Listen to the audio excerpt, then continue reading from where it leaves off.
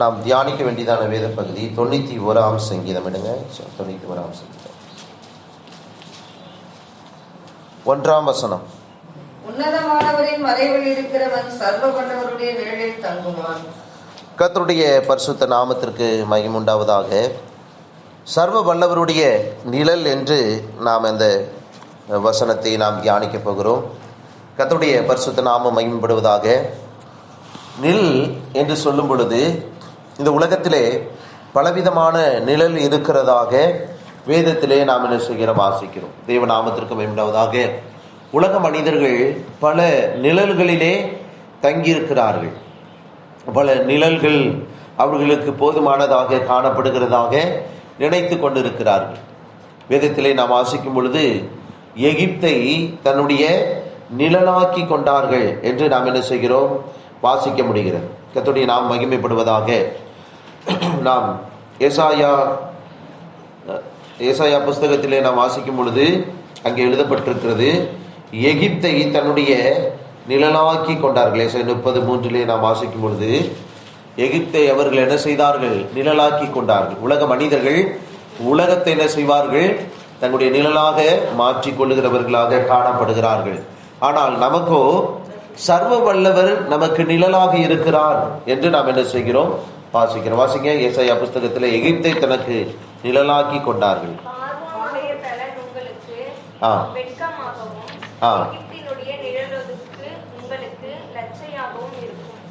பார்வோனுடைய வாசிங்க, பார்வோனுடைய நிழல் உங்களுக்கு வெட்கமாகவும் பலன் உங்களுக்கு வெட்கமாகவும் லட்சையாகவும் இருக்கும். தெய்வநாமத்திற்கு மகிமையுண்டாவதாக. அப்போ இந்த பார்வோனுடைய நிழல் என்று எகிப்தினுடைய நிழல் என்று நாம் என்ன செய்கிறோம் பார்க்கிறோம். இந்த ரெண்டு நிழலுமே எப்படிப்பட்டதாக இருக்கிறது? இந்த ரெண்டு நிழலும் இந்த உலகத்தின் மக்களுக்கு நிழலாக என்ன செய்கிறது, காணப்படுகிறது. அவர்கள் இந்த உலகத்திலே வாழ்கிற நாட்கள், பாவத்திலே சாபத்திலே வாழ்கிற அந்த நாட்களில் பல நிழல்களிலே அவர்கள் என்ன செய்கிறார்கள், தங்கியிருக்கிறார்கள். வேதத்திலே 3 விதமான நிழல் உலகத்தின் நிழலுக்கு ஒப்பனையாக சொல்லப்பட்டிருக்கிறது. ஒன்று முட்செடியின் நிழல், பாருங்க.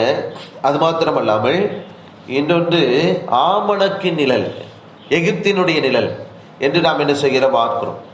இந்த 3 நிழலுமே அது நிரந்தரமற்றது, மனிதனுடைய வாழ்க்கையில வேதனையை உண்டாக்கக்கூடியது என்று நாம் என்ன செய்கிற பார்க்கிறோம். எகிப்தினுடைய நிழல் எப்படிப்பட்டது? அது மனிதனுக்கு லட்சையாக என்ன செய்யும், காணப்படும். அது மாத்திரமல்லாமல் ஆமணக்கு நிழல் எப்படிப்பட்டது? தற்காலிகமானது என்று நாம் என்ன செய்கிற பார்க்கிறோம். முச்செடி நிழல் எப்படிப்பட்டது? வேதனைக்குரிய நிழலாக அது காணப்படுகிறது. அருமையான தேவனுடைய பிள்ளைகளே, ஆனால் தேவ பிள்ளைகளுக்கு உன்னதமானவின் மறைவில் இருக்கிறவன் சர்வ வல்லவருடைய நிழலில் தங்குவான். தேவநாமத்திற்கு மகிமையுண்டாவதாக. இந்த சர்வ வல்லவருடைய நிழல் தான் தேவ பிள்ளைகளுடைய வாழ்க்கையில் இருக்கிற ஒரு நிரந்தரமான ஒரு நிழலாக தேவ பிள்ளைகளுக்கு கர்த்தர் என்ன செய்கிறார், சொல்லுகிறார். தேவ ஜனங்கள் இந்த எகிப்து என்கிற அந்த நிழலை நாம் என்ன செய்யக்கூடாது, நாம் வாழ்ந்திருக்க கூடாது. எகிப்தினுடைய அந்த நிழலை கர்த்தர் வெறுக்கிறார். எகிப்தினுடைய அனுபவத்தை கர்த்தர் நம்முடைய வாழ்க்கையிலே அவர் என்ன செய்திருக்கிறார், அவர் இல்லாமல் பண்ணுகிறார். தேவநாமத்திற்கு மகிமையுண்டாவதாக. அதனால் நம்முடைய வாழ்க்கையிலே எகிப்தினுடைய நிழலை நாம் சார்ந்து வாழக்கூடாது. அதாவது இந்த உலகத்தினுடைய பல காரியங்களை நாம் சார்ந்து வாழக்கூடாது என்பதுதான் தேவனுடைய சித்தமாக இருக்கிறது. தேவநாமத்திற்கு மகிமையுண்டாவதாக. ஆமணக்கு நிழல் அது தற்காலிகமான சில காரியங்கள், அவைகளை நாம் என்ன செய்யக்கூடாது, சார்ந்து வாழ்கிறவர்களாக நாம் காணப்படக்கூடாது. முச்செடியினுடைய நிழல் வேதனைக்குரியதான பல காரியங்கள் என்ன செய்ய காணப்படும், அவைகளிலே நாம் சார்ந்து வாழ்கிறவர்களாக இருக்கக்கூடாது. ஆனால் தேவனுடைய பிள்ளைகள், ரட்சிக்கப்பட்டவர்கள், கர்த்தருக்காக வாழக்கூடியவர்களுக்கு சர்வ வல்லவரே நமக்கு நிழலாக அவர் என்ன செய்கிறார், காணப்படுகிறார். அல்லேலூயா. அருமையான தேவனுடைய பிள்ளைகளே, சர்வ வல்லவருடைய நிழலில் தேவ ஜனங்கள் தங்கி வாசம் செய்யக்கூடியவர்கள். அதனால் அந்த அனுபவத்தை தேவன் நமக்கு தந்தார். நாம் ரட்சிக்கப்பட்டவர்கள், நாம் மனம் திரும்பினவர்கள், நம்முடைய வாழ்க்கையிலே சர்வ வல்லமுள்ள தேவனாகிய கர்த்தர் நமக்கு நிழலாக இருக்கிற அன்புக்காக நம் கரங்களை உயர்த்தி நாம் ஸ்தோத்திரம் பண்ணுவோம். சோத்ரம் சோத்ரம் சோத்ரம் சோத்ரம் சோத்ரம் சோத்ரம். ஆமென். சோத்ரம் சோத்ரம் சோத்ரம் சோத்ரம் சோத்ரம் சோத்ரம். தேவ பிள்ளைகளாகிய நாம் அந்த சர்வ வல்லவருடைய நிழலிலே நாம் வாசம் செய்கிறவர்களாக நாம் காணப்பட வேண்டும். தெய்வ நாமத்திற்கு மகிமை உண்டாவதாக. இந்த சர்வ வல்லவருடைய நிழல் என்று சொல்வது கர்த்தர் தம்முடைய கரத்தினால் நமக்கு கொடுக்கிற ஒரு பெரிய பாதுகாப்பு. சர்வ வல்லவருடைய நிழலிலே ஒரு தேவ பிள்ளைகள், ஒரு குடும்பம் கர்த்தருடைய சமூகத்திலே தங்கி வாசம் செய்கிறவர்களாக இருக்க வேண்டும் என்று என்ன செய்கிறார்? கர்த்தர் விரும்புகிறார். தேவ நாமத்திற்கு மகிமை உண்டாவதாக. அதை நாம் எங்கே வாசிக்கிறோம்? 121 சங்கீதம், 121 சங்கீதம் 5ஆம் வசனம். 121:5 நாம் வாசிக்கும் பொழுது அந்த வசனத்தை வாசிக்க முடிகிறது. கர்த்தருடைய பாதுகாப்பு தான் அந்த நிழல் என்று நாம் என்ன செய்ய அறிந்து கொள்கிறோம். தேவநாமத்திற்கு மகிமை உண்டாவதாக. கர்த்தருடைய நிழலிலே கர்த்தர் நம்மை காக்கிறவர். கர்த்தர் உன் வலது பக்கத்திலே உனக்கு நிழலாய் இருக்கிறார். கர்த்தருடைய நாமம் மகிமைப்படுவதாக. கர்த்தருடைய பாதுகாப்பு தேவநாமத்திற்கு மகிமை உண்டாவதாக. கர்த்தர் உன்னை காக்கிறவர். கர்த்தர் உன் வலது பக்கத்தில் எப்படி இருக்கிறார்? உனக்கு நிழலாக இருக்கிறார். கர்த்தருடைய பெரிய பாதுகாப்புக்குள்ளாக தேவ ஜனங்கள் வாழக்கூடியவர்களாக இருக்கிறார்கள். நமக்கு எப்பொழுதும் ஒரு பெரிய பாதுகாப்பு இருக்கிறது என்பதை தேவ பிள்ளைகள் விளங்கிக் கொள்ள வேண்டும். அது எப்படிப்பட்ட பாதுகாப்பு? சர்வ வல்லவருடைய நிழல் என்று சொல்லப்படுகிற ஒரு பாதுகாப்பு தேவ பிள்ளைகளுக்கு இருக்கிறது. தேவ நாமத்திற்கு மகிமை உண்டாவதாக. அந்த பாதுகாப்பிலே தேவ பிள்ளைகள் என்ன செய்கிறார்கள்? வாழ்ந்து கொண்டிருக்கிறார்கள். தேவ நாமத்திற்கு மகிமை உண்டாவதாக. அதனால் நாம் 91 சங்கீதத்திலே நாம் வாசிக்கும் பொழுது கர்த்தருடைய வழிகளெல்லாம் நம்மை காக்கும்படி நம்முடைய தூதர்களுக்கு என்ன செய்கிறார்? கட்டளையிடுகிறார். தேவ நாமத்திற்கு மகிமை உண்டாவதாக. ஒவ்வொரு நாளும் ஒவ்வொரு நிமிஷமும் தேவனுடைய பாதுகாப்பு கர்த்தருடைய பிள்ளைகளுக்கு இருக்கிறது. அருமையான தேவனுடைய பிள்ளைகளே, இந்த 6வது மாதம், இந்த கடைசி வாரத்திலே நாம் உணர வேண்டிய காரியம் என்ன? ஆண்டவரே, இந்த 6 மாத காலம், இந்த வருஷத்தினுடைய நடுவிலே நீர் என்னை கொண்டு வந்தீர். இந்த 6 மாத காலம் நீர் என்னை பாதுகாத்து பராமரித்து என்ன செய்தீர்? காத்து வழி நடத்தினீர் என்கிற அந்த ஒரு நன்றியுள்ள இருதயத்தை நாம் என்ன செய்ய வேண்டும்? எப்பொழுது நாம் நம்முடைய வாழ்க்கையில கொண்டிருக்கிறவர்களாக நாம் காணப்பட வேண்டும். ஏனென்றால் தேவனுடைய பாதுகாப்பு, அவர் என்ன செய்கிறார்? பகலிலே வெயிலாகிலும் இரவிலே நிலவாகிலும் நம்ம என்ன செய்வதில்லை, சேதப்படுத்தாதபடி கர்த்தர் என்ன செய்கிறார்? நம்மை காத்து கொள்ளுகிறார். நாம் ஒவ்வொரு நாளும் தேவனுடைய பாதுகாப்புக்குள் இருக்கிறோம் என்பதை நாம் மறந்துவிடக் கூடாது. கர்த்தர் நம்மை பாதுகாத்து கொண்டிருக்கிறார். அதனால்தான் இந்த 5ஆம் வசனம் சொல்லுகிறது, கர்த்தர் உன்னை காக்கிறவர். உன் வலது பக்கத்தில் அவர் எப்படி இருக்கிறார்? உனக்கு நிழலாய் இருக்கிறார். தேவ நாமத்திற்கு மகிமை உண்டாவதாக. கர்த்தருடைய கரம் நமக்கு ஒரு நிழலாக அது என்ன செய்கிறது? காணப்படுகிறது. நாம் எங்கே போனாலும் எங்கே வந்தாலும் தேவனுடைய பாதுகாப்புக்குள் நாம் என்ன செய்கிறோம்? காணப்படுகிறோம். அதற்கு நாம் எப்பொழுதும் ஆண்டவருக்கு நாம் ஸ்தோத்திரங்களை நாம் என்ன செய்ய வேண்டும்?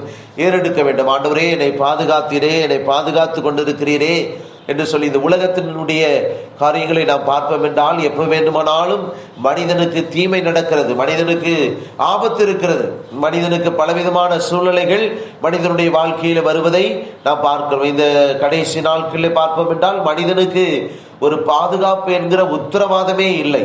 அருமையான தேவனுடைய பிள்ளைகளே, அப்படிப்பட்ட ஒரு காலகட்டங்களிலே நாம் என்ன செய்கிறோம்? வாழ்ந்து கொண்டு இருக்கிறோம். உணவினால் ஆபத்து உண்டாகிறது. அது மாத்திரமல்ல, வாகனத்தினால் ஆபத்து உண்டாகிறது. இப்படி நடந்து போகும் பொழுது என்ன செய்கிறார்கள்? மயங்கி விழுந்து மரித்து போகிறவர்கள் உண்டு. வியாதிப்பட்டு சுகவீனப்பட்டு இன்றைக்கு வியாதியினுடைய கொடூரங்கள் அதிகமாக பெருகி இருக்கிறது. எல்லா சூழ்நிலைகளிலும் தேவன் தம்முடைய பிள்ளைகளுக்கு எப்படி இருக்கிறார்? கர்த்தருடைய பிள்ளைகளுக்கு கர்த்தர் உன்னை காக்கிறவர். அவர் உன் வலது பக்கத்தில் எப்படி இருக்கிறார்? நிழலாய் இருக்கிறார். தேவன் நம்ம இந்த 6வது மாதத்தினுடைய கடைசி வாரத்திலே நம்மை சுகமாய் நம்மை கொண்டு வந்திருக்கிற அன்புக்காக நாம் சத்தமாய் ஸ்தோத்திரம் பண்ணுவோம்.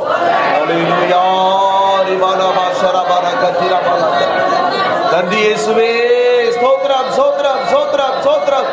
ஹல்லேலூயா, ஸ்தோத்திரம் ஸ்தோத்திரம் ஸ்தோத்திரம்.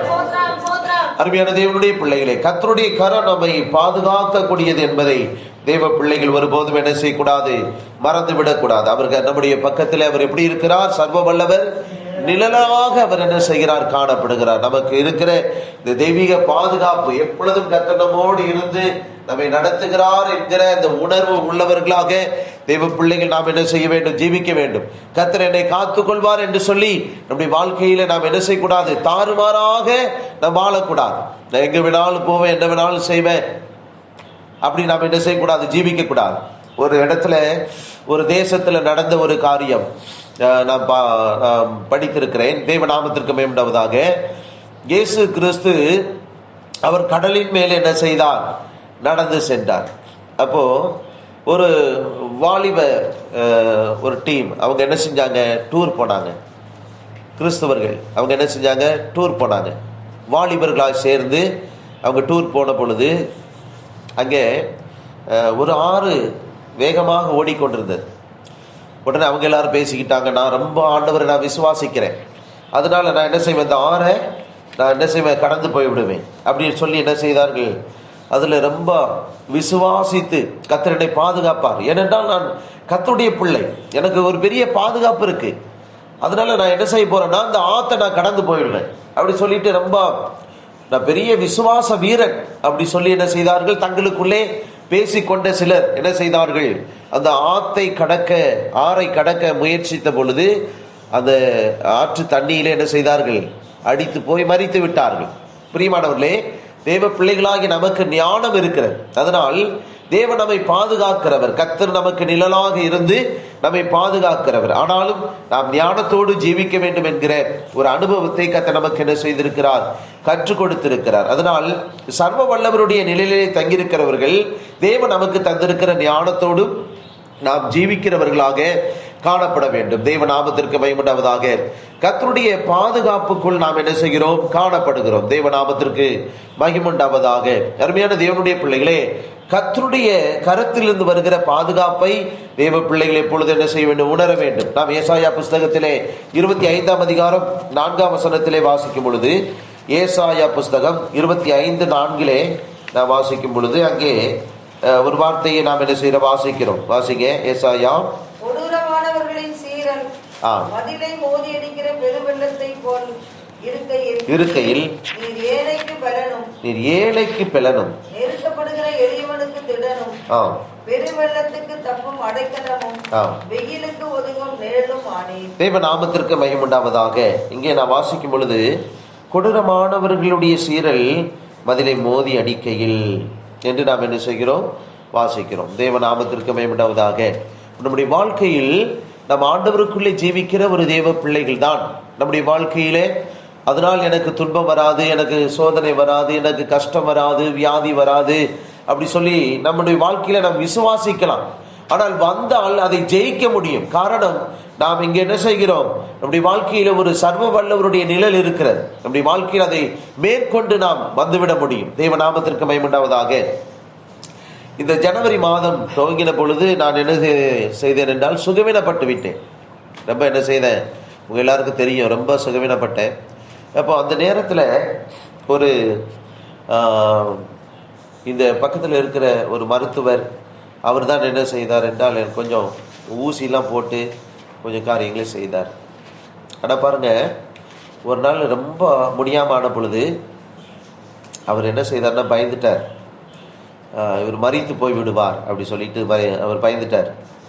ஆனால் நான் சுகமாகி திரும்ப அவர் ஒரு கிறிஸ்தவர், அவரை போய் நான் பார்க்கும் பொழுது அவர் சொன்னார், பரவாயில்ல, நீங்கள் ஜெயிச்சிட்டீங்க பாஸ்டர் அப்படின்னு என்னை பார்த்து சொல்கிறார்.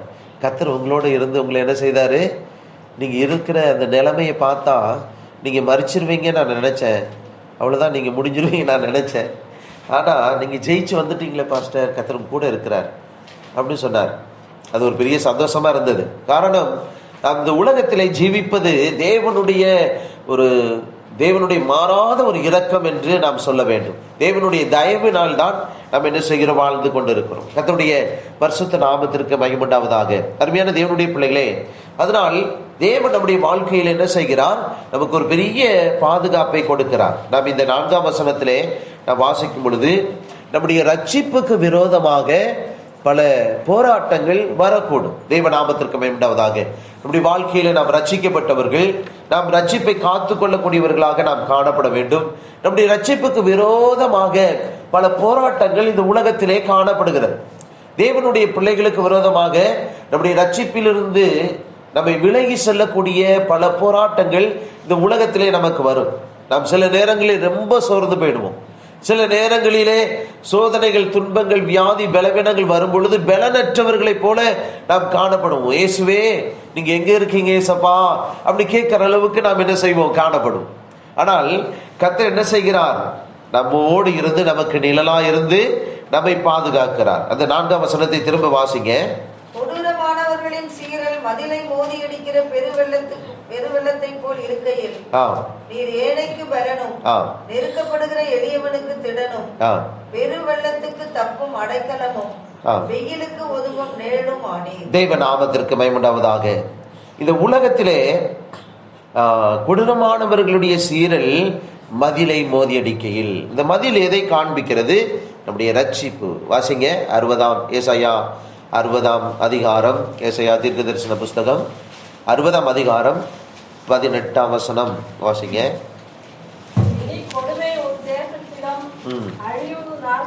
அழிவும் நாசமும் உன் எல்லைகளிடம் கேட்கப்பட மாட்டாது. உன் மதிலை ரட்சிப்பென்றும் உன் வாசல்களை துதி என்றும் சொல்வாய். கர்த்தருடைய பரிசுத்த நாமம் மகிமைப்படுவதாக. மதில் என்றால் என்ன? ரட்சிப்பு என்ற அர்த்தம். அருமையான தேவனுடைய பிள்ளைகளே, தேவன் நமக்கு தந்திருக்கிற இந்த ரட்சிப்பு மேலானது.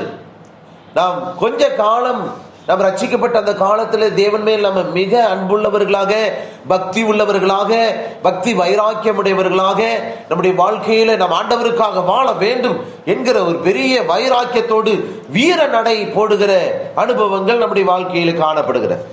ஆனால் கொஞ்ச காலம் சென்ற பிற்பாடு, சில வருஷங்கள் சென்ற பிற்பாடு நம்முடைய வாழ்க்கையில ரட்சிப்பு என்கிற அந்த அனுபவத்திலே நாம் என்ன செய்வதில்லை, வாழ்வதை நாம் என்ன செய்கிறோம், குறைத்துக் கொள்ளுகிறவர்களாக நாம் காணப்படுகிறோம். ரட்சிப்பின் அனுபவத்தை நாம் என்ன செய்கிறோம், ஒரு பெரிய காரியமாக எண்ணுவதில்லை, ஒரு பெரிய விஷயமாக நாம் என்ன செய்வதில்லை, ரட்சிப்பின் அனுபவத்தை நாம் எண்ணுவதில்லை. நாம் எந்த சூழ்நிலையிலே ரட்சிக்கப்பட்டோம், யாருடைய வாயிலிருந்து கர்த்தராகிய தேவன் நம்மை பிடுங்கி எடுத்தார். ஒவ்வொருத்தரும் ஒவ்வொரு விதமான வாயிலிருந்து பிடுங்கப்பட்டவர்கள். சாபத்தினுடைய வாயில், பிசாசனுடைய வாயில், தாவீது சொல்வது போல கரடியனுடைய வாயில, சிங்கத்தினுடைய வாயிலிருந்து பிடுங்கப்பட்டதான தேவ மக்கள். தேவ நாமத்திற்கு மகிமையுண்டாவதாக. இந்த உலகத்தோடு ஒட்டி கொண்டிருந்தவர்கள், உலகத்தினுடைய பாவ சேற்றுக்குள் சிக்கி கொண்டிருந்தவர்கள். அருமையான தேவனுடைய பிள்ளைகளே, அதை நாம் நினைப்போம் என்று சொன்னால் நம்முடைய ரட்சிப்பை நாம் பாதுகாத்துக் கொள்வோம். நம்முடைய ரட்சிப்புக்கு விரோதமாக எழும்புகிற வல்லமைகளை நாம் எதிர்த்து நிற்கிறவர்களாக அருமையான தேவனுடைய பிள்ளைகளே நாம் காணப்படுவோம். தேவ நாமத்திற்கு மகிமையுண்டாவதாக. ரட்சிப்புக்கு விரோதமாக பல வல்லமைகள் ரட்சிப்பை உடைக்க முடியாக அது மோதி அடிக்கும் என்று வேதம் சொல்லப்பட்டிருக்கிறது. அருமையானவர்களே, அதனால் நம்முடைய ரட்சிப்புக்கு விரோதமாக எழும்புகிற அந்த வல்லமைகளை நாம் என்ன செய்ய வேண்டும், எப்பொழுதும் ஜெயிப்பதற்கு தேவனுடைய சமூகத்திலே நாம் நிற்க வேண்டும், தேவ சமூகத்திலே நாம் காணப்பட வேண்டும். தேவ நாமத்திற்கு மகிமையுண்டாவதாக. நம்முடைய ரட்சிப்பை தேவ பிள்ளைகளாகிய நாம் என்ன செய்யணுமாம், பாதுகாத்து கொள்ள வேண்டும். தேவ நாமத்திற்கு மகிமையுண்டாவதாக. அதனால்தான் இந்த வசனம் சொல்லுகிறது 60:18 நாம் வாசிக்கும் பொழுது, ஏசாயா 60:18 திரும்ப வாசிக்கிறோம். வாசிங்க. இனி கொடுமை உன் தேசத்திலும், இனி கொடுமை உன் தேசத்திலும், அழிவும் நாசமும் உன் எல்லைகளிலும் கேட்கப்பட மாட்டாது. தேவ நாமத்திற்கு மகிமையுண்டாவதாக. அப்ப நமக்கு கவனிக்க வேண்டிய ஒரு வார்த்தை இருக்கிறது. அழிவும் நாசமும் உன் எல்லைகளிலும் கேட்கப்பட மாட்டாது. அப்ப அதற்கு முன்பாக அப்ப என்ன நடந்திருக்கிறது? அழிவும் நாசமும் நம்முடைய எல்லைகளிலே காணப்பட்டது. பிசாசு அதை கொண்டு வந்திருந்தான். சாபம், பாவம் அதை கொண்டு வந்து இருந்தது. அருமையான தேவனுடைய பிள்ளைகள், நம்முடைய வாழ்க்கையிலே அந்த அனுபவத்திற்குள்ளாக நாம் சிக்கி மாட்டிக்கொண்டிருந்தோம். ஆனால் என்றைக்கு கர்த்தர் நம்முடைய வாழ்க்கையிலே ரட்சிப்பை கொடுத்தாரோ, அங்கே நாம் வாசிக்கும் பொழுது, உன் மதில்களை ரட்சிப்பு என்றும் உன் வாசல்களை என்ன சொல்வார்கள், துதி என்று சொல்வாய். தேவ நாமத்திற்கு மகிமையுண்டாவதாக. அப்ப அந்த ரட்சிப்பின் அனுபவத்தை தேவ பிள்ளைகள் அதை அசட்டவும் செய்யக்கூடாது, அதை ஒரு துச்சமாக நாம் என்ன செய்யக்கூடாது, நினைத்து விடக்கூடாது. தேவ நாமத்திற்கு மகிமையுண்டாவதாக. அடிக்கடி நம்முடைய சிந்தையில் நாம் ரட்சிக்கப்பட்ட அந்த அனுபவத்தை நாம் நினைத்து பார்க்க வேண்டும். மற்றவரிடத்திலே நாம் ரட்சிக்கப்பட்ட அனுபவத்தை சொல்ல வேண்டும். நான் இப்படி இருந்தேன், நான் இப்படி இருந்த நிலைமையில் இருந்து கர்த்தராகிய இயேசு கிறிஸ்துவை நம்பின பொழுது, விசுவாசித்த பொழுது கர்த்தர் என்னை தூக்கி எடுத்தார். அதை நாம் அறிக்கையிட்டு எழும் பொழுது நம்முடைய வாழ்க்கையிலே அந்த விசுவாசம் என்பது பெருகக்கூடியதாக இருக்கிறது. கர்த்தருடைய பிள்ளைகளுடைய பிள்ளைகள் என்ன செய்ய வேண்டும்? உங்களுடைய வாழ்க்கையிலே தேவன் தந்திருக்கிற இந்த கிறிஸ்துவ ஜீவியத்திற்காக எப்பொழுது என்ன செய்யணும்? ஸ்தோத்திரம் பண்ணணும். ஆண்டவருக்கு நாம் நன்றி செலுத்த வேண்டும். ஆண்டவரே, இந்த கிறிஸ்துவ ஜீவியத்தை நீர் எனக்கு தந்தீரே, எவ்வளவு பெரிய பாக்கியம் தெரியுமா? இந்த உலகத்திலே வாழ்கிற வாலிபர்களுக்கு இந்த உலகம் என்கிற அந்த பாவ சந்தோஷம் மட்டும்தான் தெரியும். ஆனால் தேவ பிள்ளைகளுக்கு தான் நாம் எப்படி இந்த உலகத்திலே ஜீவிக்க வேண்டும் என்கிற அனுபவத்தை கர்த்தர் சொல்லிக் கொடுக்கிறார். அருமையான தேவனுடைய பிள்ளைகளே, இந்த உலகத்திலே நாம் அடிக்கடி ஆண்டவருடைய போதனையை நாம் கேட்கக்கூடியவர்கள். நாம் எப்படி வாழ வேண்டும் என்பதை ஆண்டவர் நம்ம என்ன செய்கிறார்? தேவ சமூகத்துக்கு வரும் பொழுதெல்லாம் நாம் இப்படி வாழ வேண்டும் என்று கர்த்தர் நமக்கு என்ன செய்கிறார்? கற்றுக் கொடுக்கிறார். நாம் நல்ல ஆவிக்குரிய வார்த்தைகளை, சத்தியங்களை கேட்டு நம்முடைய வாழ்க்கையிலே நாம் வாழக்கூடியவர்கள். அதனால் நம்முடைய வாழ்க்கையில் தேவன் நமக்கு கொடுக்கிற ஆலோசனையின்படி நாம் வாழ்வதற்கு நம்முடைய வாழ்க்கையை நாம் அமைத்துக் கொள்ளும் பொழுது அது ஆசீர்வதிக்கப்பட்டதாக மாறுகிறது. ஆனால் உலகத்தில் இருக்கிற வாலிபர்களுக்கு பாருங்கள், எப்படி வேண்டுமானாலும் வாழ்வார்கள், எப்படி வேண்டுமானாலும் ஜீவிப்பார்கள். இந்த காலையிலே நான் யோசித்தேன், கர்த்தருடைய பிள்ளைகளுக்கு இந்த உலகம் ஒரு பெரிய சவாலாக என்ன செய்கிறது? காணப்படுகிறது. இந்த உலகத்திலே வாழ்வது கர்த்தருடைய பிள்ளைகளுக்கு ஒரு பெரிய கடினமான ஒரு காரியம்.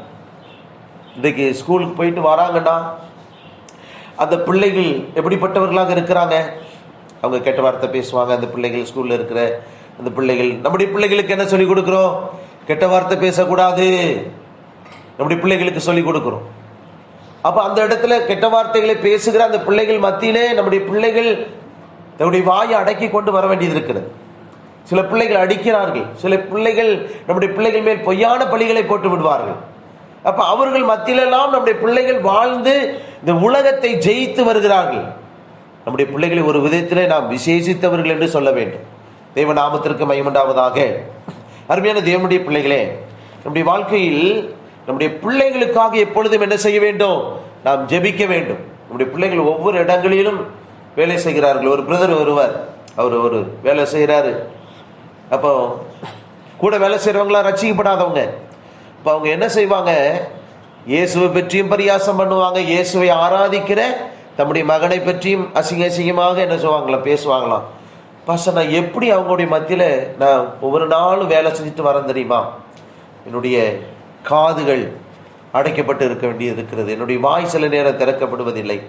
நம்முடைய பிள்ளைகள் பாருங்க, வீட்டில் வந்து சில காரியங்களை சொல்ல முடியாது. உடனே நம்ம சத்தம் போடுவோம், நீ எதுக்கு அதுக்கு பதில் பேசின, நீ ஏன் அங்கே அந்த மாதிரி காரியங்களை செய்த, நீ ஏசப்பா பிள்ளை இல்லையா அப்படி சொல்லி நம்முடைய பிள்ளைகளை நம்ம என்ன செய்வோம்? சத்தம் போடுகிறவர்களாக இருப்போம். ஆனால் அந்த பிள்ளைகள் வெளியிலே போய் அவர்கள் திரும்பி வருகிற வரைக்கும் இயேசுவே இயேசுவே என்று சொல்லி என்ன செய்கிறார்கள்? தன்னுடைய வாழ்க்கையில் அவர்கள் கடந்து செல்ல வேண்டிய பல சூழ்நிலைகள், கட்டாயங்கள் காணப்படுகிறது. எப்படி இருந்தாலும் தனக்குள்ளே ஒரு பயம் இருக்கும். ஆண்டவர் என்னை பார்க்கிறார், கர்த்தருடைய பிள்ளையாக நான் இருக்கிறேன், நான் இந்த காரியத்தை பேசக்கூடாது, நான் இங்கே இருக்கக்கூடாது, நான் இந்த நிலைமையில் நிற்கக்கூடாது என்கிற ஒரு பயம் கர்த்தருடைய பிள்ளைகளுக்கு என்ன செய்கிறது? காணப்படுகிறது. அதனால்தான் இந்த உலகம் கர்த்தருடைய பிள்ளைகளுடைய பிள்ளைகள் படிக்க சென்றாலும் சரி, வேலைக்கு சென்றாலும் சரி, எல்லா சூழ்நிலைகளும் கர்த்தருடைய பிள்ளைகளுக்கு ஒரு பெரிய போராட்டம், ஒரு பெரிய சவாலான ஒரு காரியமாக இருக்கிறது. அந்த சமயத்தில் தான் கர்த்தர் தம்முடைய பிள்ளைகள் என்ன செய்கிறார்? நிழலாய் இருந்து, பாதுகாப்பாக இருந்து அவர் என்ன செய்கிறார்? பாதுகாக்கிறார்.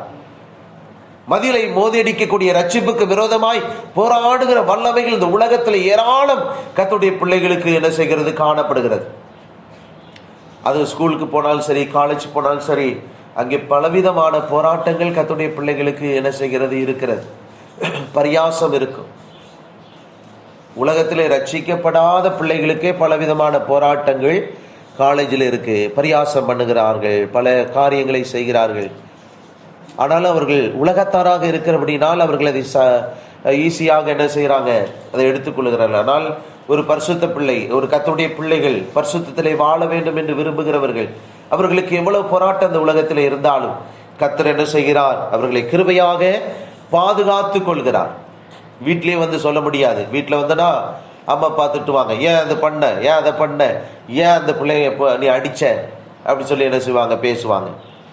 ஒரு நாள் ஒரு பிள்ளை, என்ன ஆண்டுடைய பிள்ளை என்ன செய்தது, இன்னொரு பிள்ளைய அடிச்சிருச்சு. காரணம், அந்த பிள்ளை இந்த பிள்ளைய என்ன செய்யுது, பஸ்ஸில் வேன்லேயே அதில் வந்துட்டு இருக்கும்போது பிடிச்சி தள்ளிடுச்சு கீழே. இன்னும் கோவம் வந்த உடனே பலாருன்னு ஒரு அடி அடிச்சாச்சு. அது பெரிய கம்ப்ளைண்ட் ஆயிடுச்சு. அப்போது அந்த பிள்ளை வந்து அவங்களுடைய அம்மா அப்பாட்ட சொன்ன உடனே அவங்க சத்தம் போடுறாங்க, ஏன் நீ அடித்த, நீ ஆண்டுடைய பிள்ளை தானே, நீ அதை பண்ண அப்படி சொல்லிட்டு என்ன சொன்னாங்க தெரியுமா?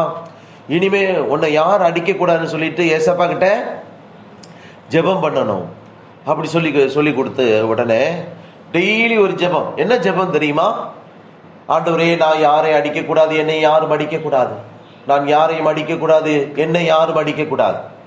எவ்வளோ கஷ்டமான ஒரு சூழ்நிலை பார்த்தீங்களா? எவ்வளோ கஷ்டமான சூழ்நிலை. இப்போ உலகத்தார் அந்த பிள்ளைகள் செய்வது தப்பு. ஆனா நம்முடைய பிள்ளைகளுக்கு நாம் என்ன செய்கிறோம்? நீ அடிச்ச, அது பண்ணிட்டு போட்டோம், ஆனா நீ அதை பண்ணன உடனே அந்த பிள்ளைகளுக்கு என்ன செய்வதுனே தெரியல, குழப்பம். நீ ஜெபம் பண்ணணும், உன்னை யாரும் அடிக்கக்கூடாதுன்னு சொல்லி ஜெபம் பண்ணணும். அப்படின்னா அந்த பிள்ளைகள் ஜெபம் பண்ணுது, ஆண்டவரே என்னை யாரும் அடிக்கக்கூடாது, நான் யாரையும் அடிக்கக்கூடாது அப்படி சொல்லி என்ன செய்யறாங்க?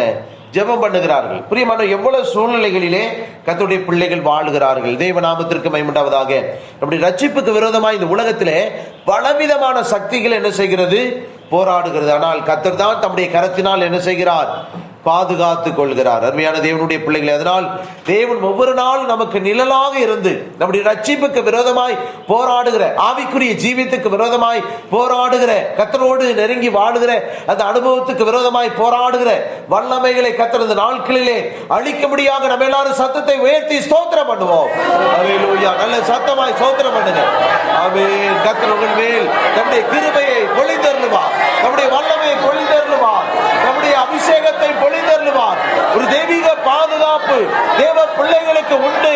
கர்த்தருடைய கரம் நம்முடைய பிள்ளைகள் மேல் வெளிப்படும். அல்லேலூயா. ரிபானா பாஷரபல தரபனா ரிபானா கதுடா மராஷரபல கதிரமானியா. ஆமென். சோத்ரம் சோத்ரம் சோத்ரம் சோத்ரம். அருமையான தேவனுடைய பிள்ளைகளை, அதனால் நம்முடைய பிள்ளைகளுக்காக நாம் என்ன செய்ய வேண்டும்? அதிகமாக காலேஜுக்கு சென்றாலும் சரி, ஸ்கூலுக்கு சென்றாலும் சரி, அவர்கள் என்ன செய்யணும்? ஜெபம் பண்ண வேண்டும். பல நண்பர்கள் அவர்களை தீய வழிகளுக்கு என்ன செய்வார்கள்? இழுப்பார்கள். எல்லாம் பேச்சு தான். இது செஞ்சா தப்பு இல்லை. யாரை போல? சர்ப்பத்தை போல, பழைய பாம்பாகிய சர்ப்பத்தை போல. இது ஒன்றும் தப்பு இல்லை அப்படி என்ன செய்வார்கள்? சொல்லி கொடுப்பார்கள். நம்முடைய பிள்ளைகளுக்கு தீமையான காரியங்களை சொல்வார்கள். இது ஒன்றும் தப்பு கிடையாதுங்க, இதை செய்யலாம், இது கூட நீ செய்யலாம், அந்த உலகத்துல ஏன் பிறந்த அப்படி நம்முடைய பிள்ளைகளுக்கு தவறான காரியங்களை சொல்லி கொடுக்கிறவர்களாக இருக்கிறார்கள். ரொம்ப கவனமாக நம்முடைய பிள்ளைகள் காணப்பட வேண்டும். என்ன செய்ய வேண்டும்? ஆண்டவருடைய சமூகத்திலே தேவ பிள்ளைகள் பயந்து ஜீவிக்க வேண்டும். தேவ நாமத்திற்கு மகிமை உண்டாவதாக.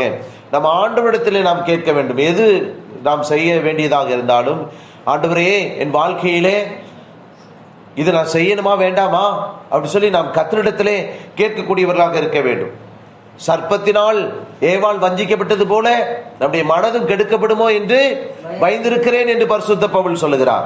நம்முடைய மனதை கெடுக்க முடியாத இந்த உலகத்திலே நம்முடைய நண்பர்கள் என்ன செய்வார்கள்? பல துர ஆலோசனை கொடுப்பார்கள். நம்முடைய நண்பர்கள் தானே என்று சொல்லி நம்முடைய காதுகளிலே அதை நாம் கேட்டு நம்முடைய இருதயத்தில் அதை ஏற்றுக்கொள்ளக்கூடாது. நாம் மிக கவனமுடையவர்களாக, ஞானமுடையவர்களாக நாம் என்ன செய்ய வேண்டும்? காணப்பட வேண்டும். நம்முடைய ரட்சிப்பின் அனுபவத்தை உடைக்க முடியாக, நம்முடைய ஆவிக்குரிய அனுபவத்தை உடைக்க முடியாக சாத்தான் பல தந்திரங்கள் வழியாக என்ன செய்வான்? கர்த்தருடைய பிள்ளைகளுடைய வாழ்க்கையில பிரவேசிக்கக்கூடியவனாக காணப்படுகிறான். அதனால் தேவன் தம்முடைய பிள்ளைகளை நம்முடைய கரத்தின் நிழலிலே அவர் என்ன செய்கிறார்? மறைத்து கொள்கிறார். தேவ நாமத்திற்கு மகிமை உண்டாவதாக. நாம் வாசிப்போம். ஏசாயா 49 அதிகாரம் 49:2 வாசிங்க. ஏசாயா 49:2. அவரின் வாயை கூர்மையான பட்டயமாக்கி தமது கரத்தின் நிழலினால் என்னை மறைத்து என்னை சுலக்கமான அம்பாக்கி என்னை தமது அம்பரா துணியிலே மூடி வைத்தார். தேவ நாமத்திற்கு மகிமை உண்டாவதாக. புரியுதா உங்களுக்கு? வாசிங்க இந்த வசனத்தை திரும்ப. அவரின் வாயை கூர்மையான பட்டயமாக்கி. அப்ப தேவ பிள்ளைகள் எப்படிப்பட்டவர்களா இருக்கணும்? கூர்மையான, என் வாயை கூர்மையான பட்டயமாக்குகிறார். எப்படி உங்களுடைய வாயிலிருந்து பட்டயம் வெளிப்படும்? அதான் திருவசனம். திருவசனம் தேவனுடைய பிள்ளைகளுக்குள் எப்பொழுதும் காணப்பட வேண்டும். நீங்க வெளியில போயிட்டு வருகிறவர்கள், படிப்பதற்கோ வேலைக்கோ மற்ற காரியங்களுக்கோ நீங்க போய் வரக்கூடியதான 6 நாட்களும் பல உலக காரியங்களிலே நீங்கள் ஈடுபடக்கூடியவர்கள். கர்த்தருடைய சமூகம், கர்த்தருடைய வார்த்தை உங்களுடைய வாழ்க்கையிலே ஒரு பட்டயம் போல் தேவனுடைய வார்த்தை உங்களுடைய வாழ்க்கையில இல்லாவிட்டால் பிசாசு உங்களை விழுங்கி விடுவான். உலகம் உங்களை ஏமாற்றி விடும். அருமையான தேவனுடைய பிள்ளைகளே, அதனால்தான் வேத வசனம் சொல்லுகிறது, கர்த்தருடைய பிள்ளைகள் திருவசனத்தினால் தங்களை என்ன செய்ய வேண்டும்? காத்து கொள்ள வேண்டும். வாய் திறந்து சொல்லுங்க, திருவசனத்தினால் நான் என்னை காத்துக் கொள்வேன். கர்த்தருடைய வசனத்தினால் என்னை காத்துக் கொள்வேன். சத்தமா சொல்லு, வாய் திறந்து. கர்த்தருடைய வசனத்தை கொண்டு நான் என்னை காத்துக் கொள்வேன்.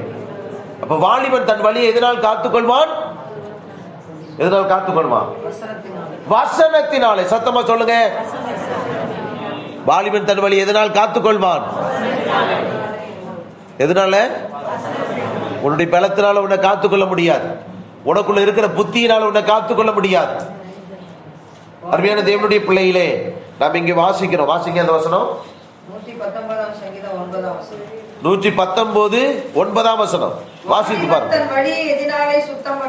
வாலிபன் தன் வழியை எதனால் சுத்தம் பண்ணுவான்? உமது வசனத்தின்படி தன்னை காத்துக் கொள்ளுகிறதினால் தானே. உம்முடைய வசனத்தின்படி தன்னை காத்துக் கொள்ள வேண்டும். தெய்வ நாமத்திற்கு மகிமை உண்டாவதாக. அதுதான் இங்கே வாசிக்கிறோம். அவர் என் வாயை கூர்மையான பட்டயமாக்கி. அப்ப தேவ பிள்ளைகளுடைய வாயில் இருக்கிற கர்த்தருடைய பரிசுத்த வார்த்தை, திருவசனத்தினால் நாம் என்ன செய்ய முடியும்? நம்மை பாதுகாத்துக் கொள்ள முடியும். அப்ப தேவ பிள்ளைகள் என்ன செய்ய வேண்டும்? எப்பொழுதும் வசனத்தை உச்சரிக்க வேண்டும். திருவசனம் நம்முடைய இருதயத்துக்குள் இருக்க வேண்டும். வசனம் இல்லாதவர்களை பிசாசு ஏமாற்றுவான். வசனம் இல்லாதவர்களை நம்முடைய ரட்சிப்பை இழக்க பண்ணி விடுவான். ரட்சிப்பு இல்லாமல் போய்விடும். ஆவிக்குரிய அனுபவங்கள் இழந்து விடுவார்கள். தேவனோடு உள்ளதான ஐக்கியத்தை இழந்து விடுவார்கள். தேவனோடு இருக்கிறதான அது தேவனோடு நடக்கிற அந்த அனுபவத்தை இழந்து விடுவார்கள். அதனால் தான் கர்த்தர் என்ன செய்கிறார்? நம்முடைய வாயை கூர்மையான பட்டயமாக மாற்றுகிறார். நாம் கர்த்தருடைய கரத்தில் இருக்கிற பாத்திரம். இந்த உலகத்தில் நிறைய போராட்டங்கள் வரலாம். நமக்கு இந்த உலகத்தில் நிறைய துன்பங்கள் வரும். நம்முடைய ரட்சிப்பை மோதி அடிக்கக்கூடிய பல வல்லமைகள் நம்முடைய வாழ்க்கையில காணப்படும். ஆனால் கர்த்தர் நம்முடைய பிள்ளைகளுக்கு நிழலாக இருக்கிறார். அருமையான தேவனுடைய பிள்ளையே, இதுவரைக்கும் கர்த்தர் நமக்கு நிழலாக இருந்து நம்மை பாதுகாத்துக் கொண்ட அன்புக்காய் ஸ்தோத்திரம் பண்ணுவோம். சோத்ராம் சோத்ராம் சோத்ராம் சோத்ராம் சோத்ராம். ஆமென். சோத்ராம். நாம் இங்கே வாசிக்கும் பொழுது கர்த்தரின் வாய் என்ன செய்கிறார்? கூர்மையான பட்டயமாக்கி. அப்புறம் தம்முடைய கரத்தின் நிழலினாலே என்னை மறைத்து என்னை துலக்கமான நல்ல ஷார்ப்பான அன்பாக்கி என்னை தமது அம்பார துணியினாலே மூடி வைத்தார். பாத்தீங்களா? தேவனுடைய பாதுகாப்பு. அப்ப தேவனுடைய பிள்ளைகள் திருவசனத்தை கொண்டு தங்களை என்ன செய்ய வேண்டும்? காத்துக் கொள்ள வேண்டும்.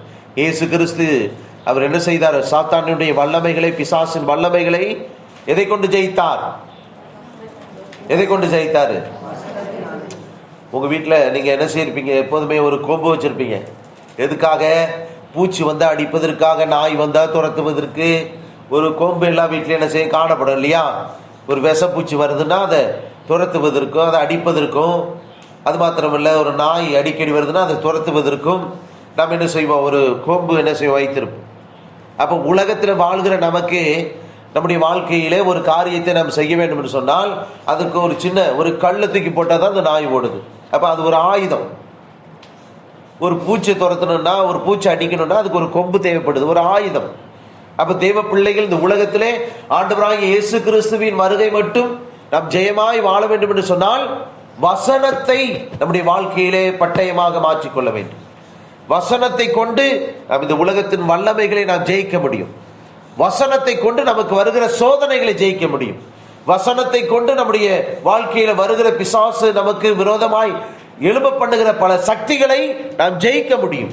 அருமையான தேவனுடைய பிள்ளைகளே, அதனால்தான் தேவனுடைய அந்த கரத்தின் நிழலுக்குள்ளாக தேவ பிள்ளைகள் மூடப்பட்டு இருக்கிறார்கள். கர்த்தர் தம்முடைய பிள்ளைகளை அருமையாக அவர் என்ன செய்கிறார்? பாதுகாக்கிறார். தேவ நாமத்திற்கு மகிமை உண்டாவதாக. நாம் தேவனுடைய கரத்துக்குள் இருக்கிற பாத்திரம் என்பதை நாம் என்ன செய்யக்கூடாது?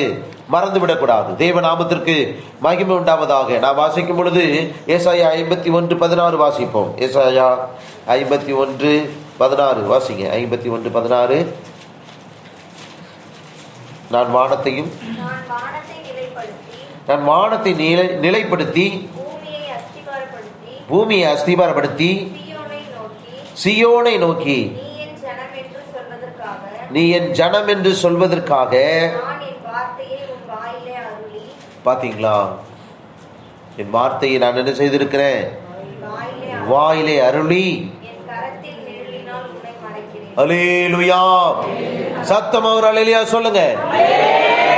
அருமையான தேவனுடைய பிள்ளைகளே, நாம் இங்கே கவனிக்க வேண்டிய அந்த பிற்பகுதியை நாம் வாசிக்கிறோம். நான் என் வார்த்தையை உன் வாயிலே அருளி. அப்ப கர்த்தருடைய பிள்ளைகளுடைய வாயில் என்ன இருக்கணும்? கர்த்தருடைய வார்த்தை. அதுதான் கூர்மையான பட்டயமாக கர்த்தர் உன் வாயை மாற்றுகிறார். அருமையான தேவனுடைய பிள்ளைகளே, தேவன் நான் என் வார்த்தையை உன் வாயிலே அருளி என் கரத்தின் நிழலினால் நான் உன்னை என்ன செய்கிறேன்? மறைக்கிறேன்.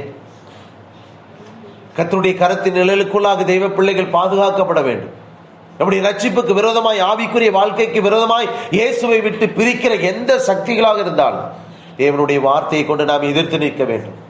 நம்முடைய சுய பலத்தினால் பிசாசை எதிர்த்து நிற்க முடியாது. நம்முடைய ஞானத்தை கொண்டு எதிர்த்து நிற்க முடியாது. நம்முடைய திறமையை கொண்டு நாம் பிசாசை எதிர்த்து நிற்க முடியாது. உன்னை எப்படி வஞ்சிக்க வேண்டுமோ அப்படி என்ன செய்வான் பிசாசு? தன்னுடைய வார்த்தையை கொண்டு வஞ்சித்து விடுவான். அருமையான தேவனுடைய பிள்ளைகளே, அதனால்தான் தேவனுடைய வார்த்தை வல்லமை உடையது, பட்டயத்தை போன்றது. அதை கொண்டு நாம் என்ன செய்ய வேண்டும்? இந்த உலகத்தினுடைய சகல சக்திகளுக்கும் நாம் எதிர்த்து நிற்கக்கூடியதான ஒரு அனுபவத்தை பெற்றுக்கொள்ள வேண்டும். தேவ நாமத்திற்கு மகிமை உண்டாவதாக. அருமையான தேவனுடைய பிள்ளைகளே, நீங்க படிக்கிற காலேஜில் என்ன செய்வாங்க? சிலர் நல்ல இனிப்பா பேசுவாங்க, பாயாசம் மாதிரி இருக்கும். வெறும் வாயில பாயசம் ஊத்துனது போல இருக்கும். அல்லது நீங்க படிக்கிற ஸ்கூல்ல என்ன செய்வார்கள்? வஞ்சிக்கிற வல்லமை, சாத்தானுடைய தந்திரம். தேவ நாமத்திற்கு மகிமை உண்டாவதாக. அருமையானவர்களே, நாம் நம்முடைய வாழ்க்கையில் நாம் என்ன செய்ய வேண்டுமா? நான் என் வாயை என்ன செய்கிறேன்? வார்த்தையை உன் வாயிலே அருளி. நான் என் வார்த்தையை உன் வாயிலே அருளி என் கரத்தின் நிழலினால் நான் உன்னை என்ன செய்கிறேன்? மறைக்கிறேன். தேவ நாமத்திற்கு மகிமை உண்டாவதாக. நம்முடைய வாழ்க்கையில் தேவன் தம்முடைய பிள்ளைகளை பாதுகாத்து அவருடைய வருகை மட்டும் என்ன செய்கிறார்? நம்மை கொண்டு செல்ல விரும்புகிறார். தேவ சபை, தேவ ஜனங்கள் தேவனுடைய வார்த்தையினால் பாதுகாக்கப்படக்கூடியவர்கள். நம்முடைய ரட்சிப்புக்கு விரோதமாக இந்த உலகத்திலே போராடுகிற வல்லமையை ஜெயிக்கக்கூடியவர்கள். அதற்காகத்தான் கர்த்தருடைய வார்த்தை நம்முடைய வாழ்க்கையில் வெளிப்படுகிறது. ஒரு பிரசங்க நேரம் என்கிற ஒரு தேவனுடைய வார்த்தை ஏன் கர்த்தர் சபைக்கு ஏற்படுத்தி கொடுத்தார்? தேவ பிள்ளைகள் வார்த்தையினால் பலனடைகிறார்கள். வார்த்தையை பற்றி கொள்ள வேண்டும். பிரசங்க நேரத்தில் அநேகர் என்ன செய்வார்கள்? தன்னுடைய தேவனுடைய வார்த்தையை அசட்டை செய்கிறவர்களாக காணப்படுவார்கள். சிலருடைய வாழ்க்கையை பார்த்தா பிரசங்க நேரம் வந்துருச்சுன்னு சொன்னா உடனே என்ன செஞ்சிருவாங்க? தூங்க ஆரம்பிச்சிருவாங்க. உடனே ஆத்மா செட்டுக்கு போயிடும், ஆஃப் ஆகிடும். ஏன்னா அந்த வண்டி என்ன செய்யாது? பிரசங்க நேரத்தில் ஆன்லே இருக்காது, செட்டில் கிடக்கும். அது பாட்டு அமைதியாக தூங்கிடும். அப்போ அந்த நேரத்தில் தான் பிசாசு என்ன செய்கிறான்? என்ன செய்வான்? களையை விதைப்பான். எதை விதைப்பான்? பாடல் இருக்கு இல்லையா? நீ தூங்கினால் களையை விதைப்பான். அப்ப நீ நல்ல கோதுமை மணியா நீ வளர்ந்து வரணும் ஆண்டவருக்குள்ள. நீ தூங்குற நேரம், உன் மனது மயங்குகிற அந்த நேரம் பிசாசு என்ன செஞ்சான்? களையை விதைக்கிறான். களை விதைக்கப்பட்ட அந்த மனுஷியானாலும் சரி, மனுஷனானாலும் சரி, கோதுமை மணியாக மாற முடியாது. அவர்கள் கொஞ்சம் கொஞ்சமாக உலகத்திற்கு பிறகு என்ன செய்வார்கள்? ஓடி விடுவார்கள். அருமையான தேவனுடைய பிள்ளைகள், அதனால்தான் தேவ பிள்ளைகள் என்ன செய்ய வேண்டும்? தேவனுடைய வார்த்தையினால் உடைய வாழ்க்கையை காத்து கொள்ள வேண்டும். தேவனுடைய வார்த்தை எப்பொழுதும் தேவ பிள்ளைகளுடைய வாயில் இருக்க வேண்டும். அதை நாம் இங்கே வாசிக்கும் பொழுது, நான் என் வார்த்தையை உன் வாயில் அருளி, சொல்லுங்க இந்த வசனத்தை சொல்லுங்க, நான் என் வார்த்தையை உன் வாயில் அருளி என் கரத்தின் நிழலினால் உன்னை மறைக்கிறேன். அருமையான தேவனுடைய பிள்ளைகளே, தேவ பிள்ளைகள் யார்? அவர்கள் சர்வ வல்லவருடைய நிழலிலே தங்கியிருக்கக்கூடியவர்கள், சர்வ வல்லவருடைய நிழலிலே வாசம் செய்யக்கூடியவர்கள். சர்வ வல்லவர் அவருக்கு நிழலாக, தேவ பிள்ளைகளுக்கு, தேவ சபைக்கு நிழலாக என்ன செய்கிறார்? காணப்படுகிறார். உனக்கு நல்ல ஒரு பாதுகாப்பு உண்டு. அந்த பாதுகாப்பை விட்டு நீ விலகி ஓட முடியும். அது உன்னுடைய கரத்தில் இருக்கிறது. திருவசனம் உனக்குள்ள இல்லை என்றால், உன் வாயிலே அந்த பட்டயம் ஆகிய திருவசனம் இல்லை என்றால், பிசாசு என்ன செய்து விடுவான்? களை விதைப்பான், உன்னையே விழுங்கி விடுவான். ஆண்டவருக்கு உனக்கு சம்பந்தம் போயிடும். ஏசப்பா யாருன்னே எனக்கு தெரியாதுன்னு மறுதளிக்கிற அந்த நிலைமைக்கு என்ன செய்வா? வந்து விடுவாய். அதனால்தான் தெய்வ பிள்ளைகளை என்னை பற்றி யோசிக்கும் பொழுது அங்கே நான் பார்க்கிறோம், இந்த உலகத்தில் எவ்வளவு சவாலான ஒரு காரியமாக கர்த்தருடைய பிள்ளைகள் வாழ்வது எவ்வளவு சவாலாக இருக்கிறது. பிரியமானவர்களே, தேவ பிள்ளைகள் விசேஷித்தவர்கள், அப்படிதான் நான் நினைக்கிறேன். இந்த உலகத்தில் எல்லா போராட்டங்களையும் ஜெயித்து, துன்பங்களை ஜெயித்து, இந்த உலகத்தில் வருகிற மனுஷ சக்தியினாலும் சரி, பிசாசின் வல்லமைகளானாலும் சரி, எல்லாவற்றையும் ஜெயிக்கக்கூடியவர்கள், விசேஷிக்கப்பட்டவர்கள். எல்லாரும் முழங்கால் படிக்கிட்டு, ஆண்டவரே எனக்குள் உம்முடைய கரம் இருக்கிறது, உம்முடைய நிழல் இருக்கிறது, ஆண்டவரே உம்முடைய வார்த்தை இருக்கிறது, அவைகளை கொண்டு நான் சகலத்தையும் ஜெயிப்பேன். ஆண்டவரே, நீர் இந்த உலகத்தை ஜெயித்த தேவன். ஆண்டவராகிய கர்த்தர் சொன்னார், நான் இந்த உலகத்தை ஜெயித்தேன், ஆகையால் நீங்களும் இந்த உலகத்தை ஜெயிப்பீர்களாக என்று தேவனாகிய கர்த்தர் சொல்லி இருக்கிறார். அருமையான தேவனுடைய பிள்ளையே, சர்வ வல்லவருடைய நிழலிலே நீ தங்கி இருக்கிறாய். சர்வ வல்லவருடைய நிழல் உனக்கு இருக்கிறது. அதனால் தேவ பிள்ளைகள் அவர்கள் எப்பொழுதும் பாதுகாக்கப்பட்டவர்கள். உன்னுடைய வழிகளெல்லாம் கர்த்தர் காத்து கொண்டிருக்கிறார். இந்த மாதத்தினுடைய கடைசி வாரத்திலே கர்த்தர் உனக்கு சொல்கிறார், ஆண்டவர் உனக்கு நல்ல நிழலாக இருக்கிறார். அவருடைய நிழலிலே நீ தங்கி வாசம் செய்து கொண்டிருக்கிறாய். அவர் உன்னை நடத்தி கொண்டிருக்கிறார். உன்னுடைய ரட்சிப்புக்கு விரோதமாய் பல வல்லமைகள் போராடினாலும் நீ அவருடைய கரத்துக்குள் இருக்கிறாய். கர்த்தர் எனக்கு நிழலாக இருக்கிறார் என்று அறிக்கை செய்வாயாக. அப்படி வசனம் உனக்குள்ளே வெளிப்படும் பொழுது இந்த உலகத்தினுடைய சக்திகளை தேவ பிள்ளைகள் எளிதாக ஜெயிக்க முடியும் என்று கர்த்தர் உனக்கு சொல்லி அனுப்புகிறார். இயேசுவின் வருகை மற்றும் தேவ பிள்ளையே, நீ ஆண்டவருக்காக ஜெபிக்க வேண்டும். உன் சந்ததிகள் ஆண்டவருக்காக வாழ வேண்டும். அதை உன் வாழ்க்கையில நீ தீர்மானம் பண்ணிக்கொள்ள வேண்டும். இந்த உலகத்தினுடைய சக்திகளை தெய்வ பிள்ளைகள் எளிதாக ஜெயிக்கக்கூடியவர்கள். காரணம் என்ன? ஆண்டவர் சொன்னார், நான் இந்த உலகத்தை ஜெயித்தேன். சொல்லுங்க, அந்த வார்த்தையை சொல்லுங்க. இயேசப்பா, அந்த உலகத்தை நீங்க ஜெயித்து இருக்கிறீங்க. நான் உம்முடைய ரத்தத்தினால் மீட்டெடுக்கப்பட்ட உம்முடைய பிள்ளை. ஆண்டவரே, இந்த உலகத்தை நான் ஜெயிப்பேன். இந்த உலகத்தின் சக்திகளை ஜெயிப்பேன். ஆண்டவரே, சாத்தானின் தந்திரங்களை ஜெயிப்பேன். சாத்தானின் வல்லமைகளை ஜெயிப்பேன். சத்தமாய் அறிக்கையிடுங்க, உலகத்தை ஜெயித்த இயேசுவே, நான் உம்முடைய பிள்ளை. ஆண்டவரே, சத்தமா சொல்லுங்க, நான் உம்முடைய பிள்ளை, நான் உம்முடைய பிள்ளை. நீ ஜெயித்த தேவன். இந்த உலகத்தை என்னால் ஜெயிக்க முடியும்.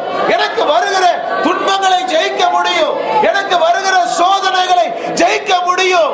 ஆண்டவரே, உம்முடைய பலத்தால், உம்முடைய கிருபையினால், உம்முடைய வல்லமையினால் ஆண்டவரே, இந்த உலகத்தை ஜெயிக்க எனக்கு உதவி செய்யும். மண்டாடுங்க, மண்டாடுங்க, ஆண்டுடைய சமூகத்தில் மண்டாடுங்க, ஆண்டுடைய சமூகத்தில் மண்டாடுங்க.